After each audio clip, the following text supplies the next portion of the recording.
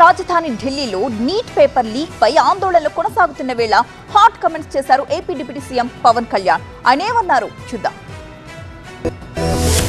ఢిల్లీలో జరుగుతున్న neat paper leak ఆందోళనలపై స్పందించారు AP deputy CM Pawan Kalyan. విద్యార్థుల ఆందోళనను దారి మళ్లించారని ఆగ్రహం వ్యక్తం చేశారు. స్టూడెంట్స్ నిరసనను విభజన శక్తులు హైజాక్ చేశాయన్నారు. ప్రజాస్వామ్య నిరసనను హింసాత్మకంగా మార్చాలని చూశారని, దేశ వ్యతిరేక నినాదాలకు చోటు లేదని పవన్ కళ్యాణ్ తేల్చి చెప్పారు. ప్రజాస్వామ్య నిరసనకు తమ మద్దతు ఉంటుందని స్పష్టం చేశారు. దేశ వ్యతిరేక కార్యకలాపాలను తాను సహించబోమన్న పవన్ కళ్యాణ్ నేషన్ ఫస్ట్ భావనతో దేశ సమగ్రతను కాపాడాలని, విద్యార్థుల సమస్యలపై చర్చలకు కేంద్రం సిద్ధంగా ఉందన్నారు. దేశ సమగ్రత, జాతీయ ప్రయోజనాల పరిరక్షణ ప్రతి పౌరుడి బాధ్యత అని చెప్పుకొచ్చారు.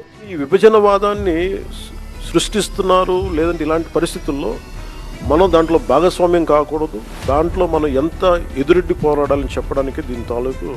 విద్యార్థులందరూ న్యాయమైన డిమాండ్లను ప్రజాస్వామ్య పద్ధతిలో ప్రభుత్వం దృష్టికి తీసుకెళ్లాలని సూచించారు. విద్యార్థులను రాజకీయ ప్రయోజనాల కోసం వాడుకోవడం సరికాదన్నారు. అన్యాయం జరిగితే శాంతియుతంగా పరిష్కరించుకోవాలన్నారు పవన్ కళ్యాణ్. చర్చలకు ప్రభుత్వం సిద్ధంగా ఉన్నప్పుడు ఇంతటి ఆందోళన అవసరం లేదన్నారు.